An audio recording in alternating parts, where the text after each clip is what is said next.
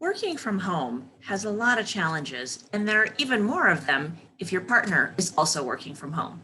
Hey everyone, I'm Emily, the Career Catalyst. I want to talk about some of the tips that you can use to kind of overcome some of these challenges, since it looks like most of us will be continuing to work from home at least through the spring. So it's really rough when you're trying to kind of negotiate space with your partner. And so I have some general tips for this. If you're both working from home, the first thing I recommend is that you each start by making lists of what you really need in order to be able to get your work done at your best. That can include things like your most productive time of day, notes about any calls or meetings that you have that you can't miss, any kind of negotiation you want to do around things like who cares for the kids and when, who walks the dog and when, that kind of stuff. So each of you should really start by making your own list. So you have kind of your ideal situation down on paper. And then you should come together, of course, and discuss these. This is often kind of hard because we've been so kind of up in each other's faces for so long now that it's easy to kind of get into an emotional space with it. So going to sound kind of silly, but do try to be in your best headspace when you do this, because of course it's your partner and you want to support each other and you want to be able to make each other be at your best. But you also want to be at your own best. So it gets kind of fraught. And because everything is fraught right now, I think there are extra layers of complication to it. So just try as much as you can to be in your best place. And if you're not in your best place, just, use those really good communication skills around, apologizing if you're feeling highly emotional, and kind of recognizing that none of this is anyone's fault. Really, it's just kind of the deal we've all been handed these days. So start there with your lists.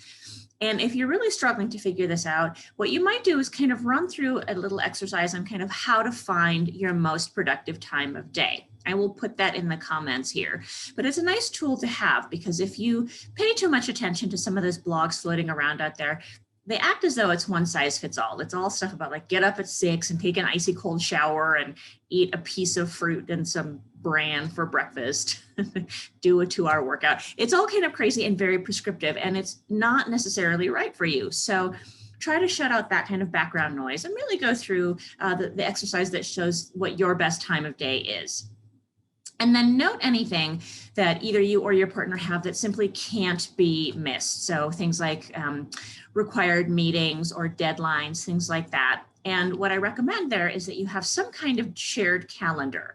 And if you also have kids in the mix, it can be a whole family calendar where you sort of color code things. But you want to be sure that you're really aware of kind of when people really need to be at their most productive.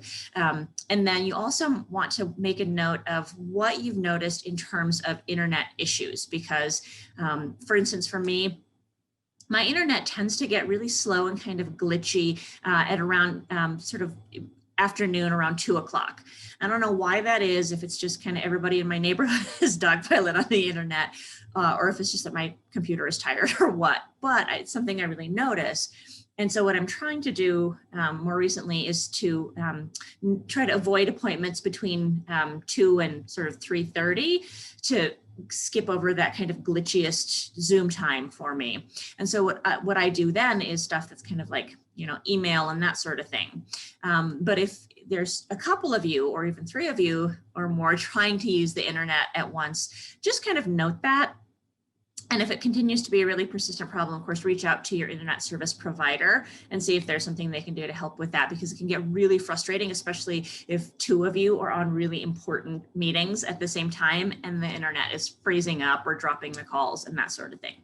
And then also what you want to do is make sure, and this is true even if you don't have a partner you're working from home with, that you have a very clear start and end time to your work.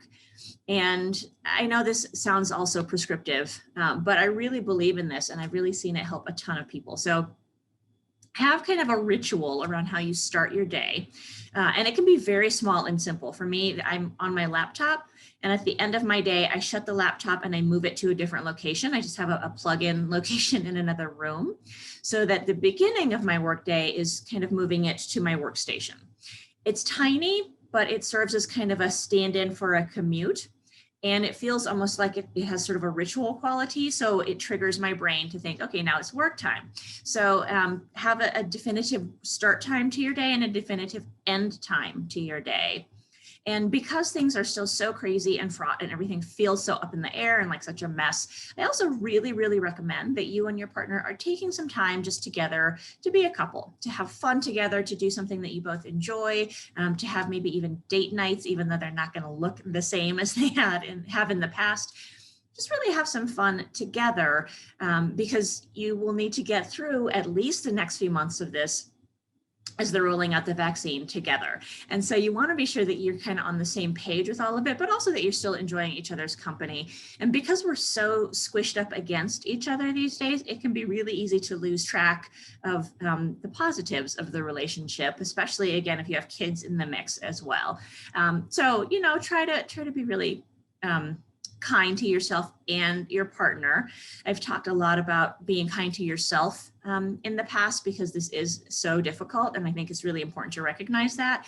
But, part of being kind to yourself is also going to be being kind to your partner right now, because, the two of you are really in this together right now. You're sharing not only the physical space, but a lot of the mental spaces within your home and within your relationship. You're both probably working at around the same time. You're both probably stressed at around the same times. And so really just be super, super kind to yourself and your partner moving forward, and talk through any compromises one or the other of you will need to make, and try to do it from that healthier space, starting with the belief that you're both in it to help each other succeed. It's going to get tricky, and you're absolutely going to have times where you just can't do it. You're grumpy, you snap at your partner, you kind of fall apart, and that's also okay. This is part of being kind to yourself.